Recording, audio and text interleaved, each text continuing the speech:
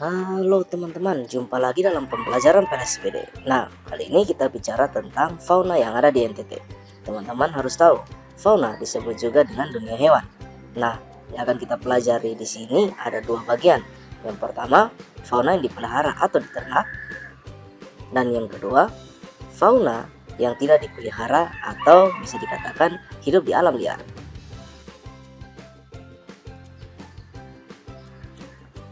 Teman-teman harus tahu, fauna yang dipelihara atau diternak di NTT ini dibagi menjadi tiga dalam buku PLSPD. Yang pertama disebut hewan besar, yang kedua hewan kecil, dan yang ketiga ada unggas.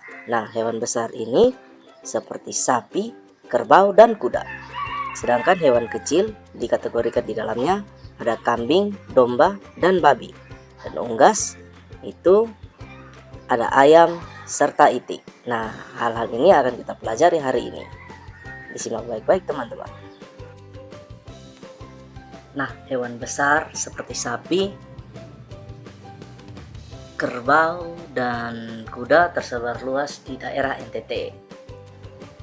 Jika dilihat dalam buku PLSPD halaman 21 pada paragraf yang ketiga, di situ disebutkan ada beberapa jenis sapi yang dipelihara di NTT.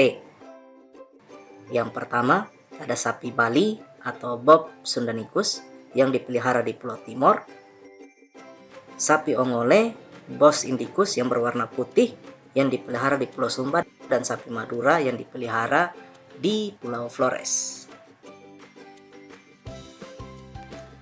Umumnya cara pemeliharaan sapi masih sangat tradisional sekali, yaitu dengan cara membiarkan binatang itu berkeliaran di alam bebas. Nah, mereka tidak mengenal kawasan hutan atau areal pertanian, hanya sewaktu-waktu dikandangkan. Akibatnya, tidak sedikit sapi yang menjadi liar sehingga perkembangbiakannya tidak diketahui secara pasti.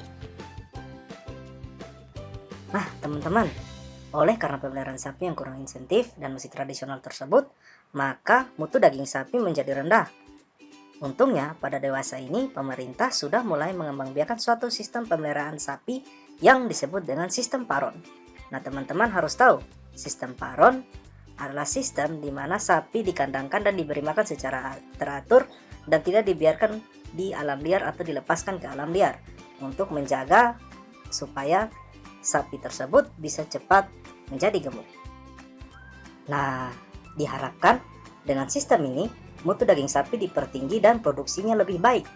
Sebagai usaha untuk meningkatkan mutu sapi ini, pemerintah setiap tahun mengadakan kontes sapi paron. Nah, teman-teman bisa melihat bahwa daerah yang paling baik perkembangbiakan usaha paronnya adalah Kecamatan Amarasi di Kabupaten Kupang. Nah, teman-teman, selain sapi, hewan besar berikutnya yang akan kita bahas kali ini adalah kerbau. Dalam buku PLSPD halaman 21, pada paragraf yang terakhir, di situ disebutkan jumlah kerbau di NTT setiap tahun semakin menurun atau berkurang dibandingkan dengan sapi.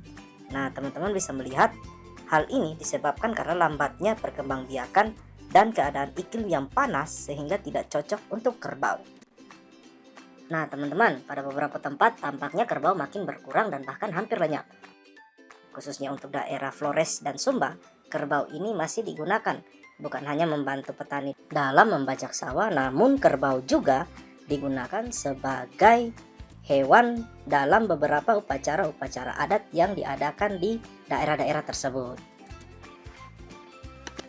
Nah, teman-teman, itu tadi pembelajaran kita mengenai dua hewan besar yang ada di NTT. Minggu depan kita akan bertemu lagi dalam pembelajaran kita mengenai fauna yang ada di NTT. Kali ini kita akan membahas tentang kuda.